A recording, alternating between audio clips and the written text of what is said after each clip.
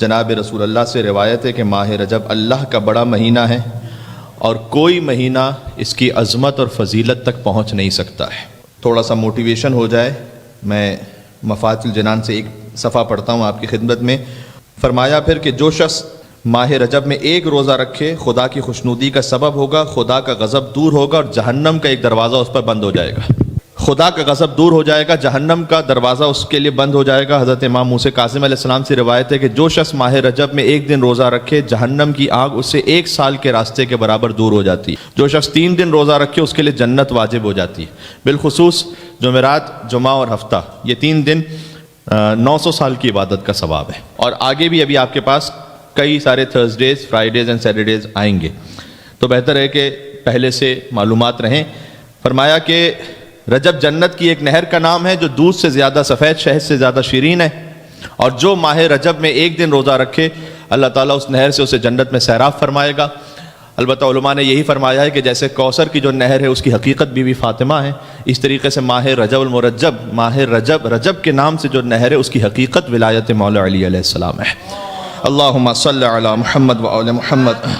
امام جعفر صادق علیہ السلام سے منقول ہے کہ رجب استغفار کا مہینہ ہے، زیادہ سے زیادہ اس میں اپنے گناہوں سے طلب مغفرت کرنی چاہیے۔ رجب کو عصب بھی کہتے ہیں۔ عصب کیوں کہتے ہیں؟ عصب کہتے ہیں ڈاؤن پور کو، شدید جب بارش ہو رہی ہو تو اسے عصب کے لفظ سے تعبیر کیا جاتا ہے عربی میں، یعنی ماہ رجب میں اللہ کی رحمت ایک شدید بارش کی طرح برس رہی ہوتی ہے۔ خدا کہ جو ارحم الراحمین ہے، جو ہر مہینے میں ارحم الراحمین ہے، اللہ تعالیٰ ذوالقعدہ میں بھی ارحم الراحمین ہے، اللہ تعالیٰ شوال میں بھی ارحم الراحمین ہے، لیکن رجب میں اس کی رحمت ایسے ہے کہ جیسے ایک موسلا دار بارش برس رہی ہے اس وقت۔ ایک صلوات پڑھتے جائیے گا ساتھ میں، اللہم صلی علی محمد و آل محمد۔ لہٰذا زیادہ سے زیادہ کہیے اس مہینے میں استغفر اللہ و اسألہ التوبہ، میں اللہ سے مغفرت طلب کرتا ہوں اور اسے توبہ کا سوال کرتا ہوں۔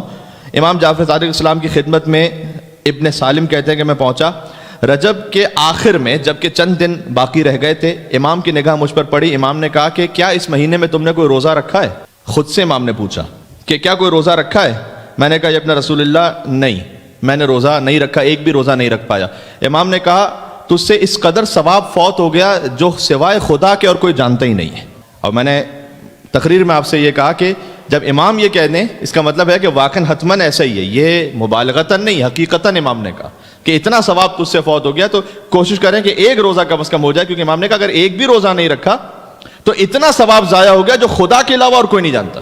ہمارے ماشاءاللہ جو بچے ہیں جو اسکول جا رہے ہیں، بالخصوص جو ممیز ہو چکے ہیں اور جو بالغ ہو چکے ہیں، وہ ویکینڈز پہ رکھ لیں کیونکہ دن تھوڑے سے طویل ہیں، لیکن بہرحال کم از کم ایک روزہ ضرور رکھیں۔ پھر امام نے کہا اے سالم، جو شخص اس مہینے کے آخر میں بھی کوئی ایک دن روزہ رکھ لے خدا اس کو محفوظ رکھے گا عالم نزع کی سختی سے، موت کے خوف سے، عذاب قبر سے، اور جو شخص اس مہینے میں آخر میں 2 روزے رکھے وہ پل صراط سے آسانی سے گزر جائے گا، جو 3 روزے رکھے آخر میں وہ روز قیامت کے عظیم خوف سے محفوظ رہے گا۔ سبحان اللہ۔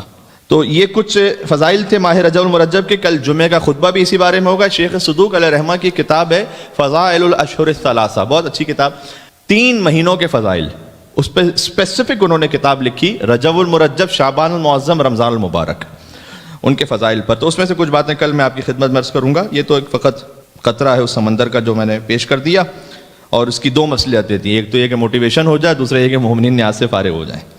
اب آ جائیے، ایک عمل اور 2 عمل اب تک آپ کی خدمت بیان کیے جا چکے ہیں، ایک روزہ رکھنا، دوسرا استغفار زیادہ سے زیادہ کرنا، تیسرا ایک عمل جو کہ اس مہینے کی راتوں میں کل ملا کر 1000 مرتبہ لا الہ الا اللہ پڑھنا۔ تو یعنی اگر آپ ایوریج دیکھ لیجئے تو تقریباً 35-40 ٹائمز اگر آپ پڑھ لیں تو کل مہینے میں راتوں میں 1000 مرتبہ یہ ہو جائے گا۔ تو اتنا کوئی سخت عمل نہیں ہے یہ۔ لا الہ الا اللہ پڑھنے کی خاص تاکید وارد ہوئی ہے۔ لا الہ الا اللہ وہ کلمہ ہے کہ جو لوگ مولا علی کے چہرے کو دیکھ کے پڑھتے تھے۔ علی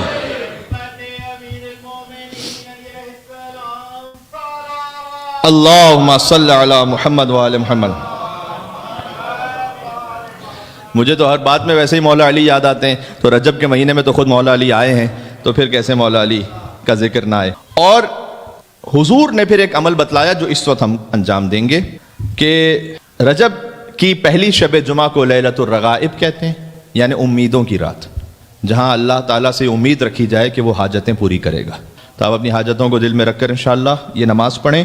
اور بے شمار فضیلتوں میں سے ایک فضیلت شیخ عباس قمی نے جو لکھا وہ یہ ہے کہ گناہ بخش دیے جاتے ہیں جو شخص اس نماز کو پڑھے جب قبر کی پہلی رات آئے گی، جب مولا علی علیہ السلام بھی آئیں گے انشاءاللہ. روایت میں ہے کہ خدا اس نماز کا ثواب خوبصورت شکل میں فصیح زبان کے ساتھ اس مومن کی قبر میں بھیجے گا، اور وہ ثواب اس سے مخاطب ہو کر یہ کہے گا کہ اے میرے دوست، تجھ کو بشارت ہو. ایک جملہ ہی کتنا خوبصورت ہے، تجھے نجات عطا ہو گئی. یعنی اگر کچھ بھی نہ ہو تو یہی ایک اجر کافی ہے کہ آج کے اعمال کو اللہ تعالیٰ خوبصورت شکل بنا کر قبر میں بھیجے گا، اور وہ فصیح زبان سے اس مومن سے کہے گا، وہ شکل یہ کہہ رہی ہوگی کہ تجھے مبارک ہو، تجھے نجات عطا ہو گئی ہر سختی ہر مصیبت سے. وہ کہے گا تم کون ہو؟ خدا کی قسم میں نے تجھ جیسا بہتر چہرہ نہیں دیکھا اور تجھ جیسا شیرین کلام کرنے والا نہیں سنا، اور اس سے زیادہ اچھی خوشبو نہیں سونگی. تو اس شکل سے جواب یہ آئے گا کہ میں تمہاری پڑھی بھی وہ نماز ہوں جو فلاں رات فلاں مہینے فلاں موقع پر تم نے انجام دی تھی. میں آج تمہارے پاس آئی ہوں تاکہ اللہ کی جانب سے تمہارا حق ادا کروں، اس تنہائی میں مونس و مددگار رہوں، تمہاری وحشت کو دور کروں، اور جب سور پھونکا جائے گا تو میں تم پر سایہ کروں میدان قیامت میں. خوش بحال کہ تم سے یہ نیکی ضائع نہیں ہوئی، یعنی تم نے نیکی انجام دے دی، تم بڑے سعادت مند ہو کہ تم نے نیکی انجام دے دی. اور اس کا طریقہ پھر بیان کیا گیا کہ پہلی شب جمعہ جمعرات کو روزہ رکھیں. روزہ اس کے لیے بہتر ضرور ہے، جس نے روزہ نہ بھی رکھا ہو وہ بھی اس عمل کو انجام دے سکتا ہے. ہاں اتنا ذہن میں رکھیے گا کہ روزہ رکھا ہو یا نہ رکھا ہو، بہرحال یہ عمل ہے رجائے مطلوبیت کی نیت سے، یعنی اس امید پر کہ طلب ثواب ہے، اللہ سبحانہ و تعالیٰ ثواب عطا کرے گا، قربتاً اللہ نہیں ہے، رجائے مطلوبیت کی نیت سے. کئی علماء نے اس روایت کو ضعیف بھی قرار دیا ہے. روایت کا فیبریکیٹڈ ہونا بالکل اور بات ہوتی ہے، اور روایت کا ایک ضعیف ہونا اور بات ہوتی ہے. ضعیف کا مطلب ہوتا ہے کہ آپ پورا اس کنیکشن کو نہیں جوڑ پا رہے. ضروری نہیں ہے کہ جو آپ فقہی مسائل میں جب فتویٰ دیتے ہیں تو جو ایگزیکٹ روایت ہوتی ہے، یا کسی عقیدے کے مسئلے میں جو ایگزیکٹ روایت ہوتی ہے. لیکن آیت اللہ خمینی سے اور بھی علماء سے وارد ہوا ہے کہ انہوں نے یہ کہا کہ مفاتح الجنان میں جتنے بھی اعمال ہیں ہم نے زندگی میں کم از کم ایک مرتبہ اس عمل کو ضرور کیا ہے. تو یہ مفاتح الجنان میں ایک عمل ہے موجود، اور اس میں بہرحال نماز مغرب اور عشاء کے درمیان 12 رکعت نماز ہے، اور ہر 2 رکعت کے بعد سلام پڑھ کے وہ نماز ختم ہو جائے گی. آپ جانتے ہیں ہر رکعت میں 1 مرتبہ سورہ الحمد، 3 مرتبہ سورہ انا انزلنا فی لیلۃ القدر، اور 12 مرتبہ پھر سورہ قل ھو اللہ احد. تو ہر رکعت میں اس طریقے سے نماز پڑھی جائے گی. جب نماز سے فارغ ہو جائیں تو 70 مرتبہ کہیں اللہم صل علی محمد النبی الامی وعلی آلہ. انشاءاللہ آپ کے سامنے یہاں اسکرین پر بھی آ جائے گا. پھر سجدے میں جا کر 70 مرتبہ کہیں سبوح قدوس رب الملائکۃ والروح. پھر سجدے سے سر اٹھائیے، پھر کہیے رب اغفر وارحم وتجاوز عما تعلم انک انت العلی الاعظم. اور پھر 70 مرتبہ سجدے میں جا کر سبوح قدوس رب الملائکۃ والروح، اور پھر اپنی حاجت کو طلب کیجیے انشاءاللہ. اس مہینے میں امام رضا علیہ السلام کی زیارت خاص مستحب ہے.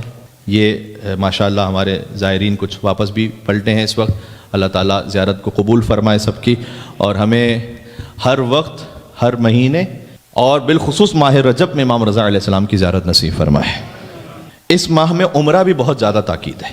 آپ جانتے ہیں اہل سنت مسلمانوں میں وہاں ماہ رمضان میں خاص عمرے کا اہتمام ہوتا ہے، آپ جانتے ہیں برادران میں. لیکن فقہ جعفریہ کے مطابق عمرہ رجب کا سب سے زیادہ فضیلت رکھتا ہے، بلکہ روایت کے مطابق حج کی فضیلت کے قریب قریب ہے.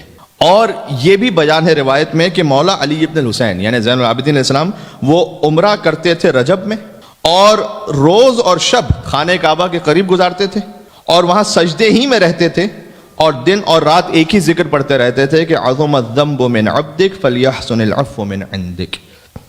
تیرے بندے کی جانب سے گناہ عظیم ہے، لیکن تیری مغفرت اس سے بھی زیادہ اعظم ہے. احسن. اللہم صل علی محمد و آل محمد وعجل فرجہم. تو یہ آپ کے سامنے جی لکھا ہوا بھی آ گیا. In each namaz after surah الحمد recite 3 times سورہ قدر and 12 times سورہ توحید. صحیح.